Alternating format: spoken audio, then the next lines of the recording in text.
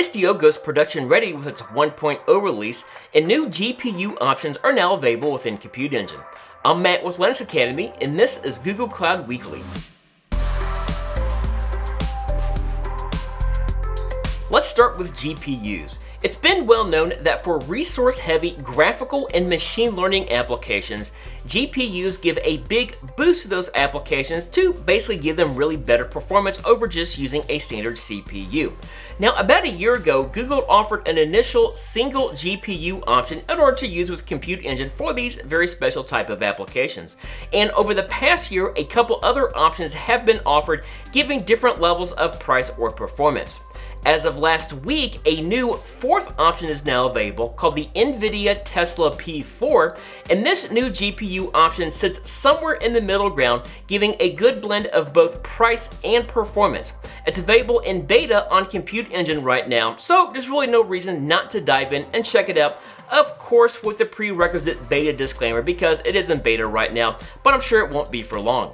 Let's move on to talking about Istio. Now, Google talked a lot about Istio at Google Next, and basically what it is it's an open source framework used for managing containerized microservices cross-platform, both on the cloud and on premises as well.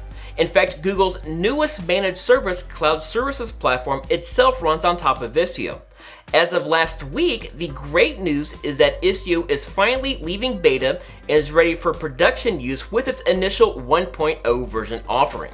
Now, this wasn't a Google-only led effort. In fact, both Google and IBM were both key contributors or co-founders for the initial project. And over time, other big tech companies such as Lyft, Cisco, Red Hat, and VMware all made significant contributions. Now that it is out of beta and ready for production, I'm pretty interested to see what other organizations are going to adopt it for their cross-platform application needs. Finally, Google published a fascinating behind-the-scenes deep dive article on how their networking team manages and repairs their massive network infrastructure using what's known as Site Reliability Engineering Principles, or SRE for short. In this deep dive behind the scenes, Google lays out how they manage hardware and deal with hardware failures for really their massive fleet of servers. Some of the main core principles that it talks about is number one, treating servers as cattle as opposed to pets, and also number two, automating everything whenever possible to really cut down on a lot of manual labor. If you really want to take a deep dive into the article, which I highly recommend, we're going to give a link to the entire article contents in the video description down below.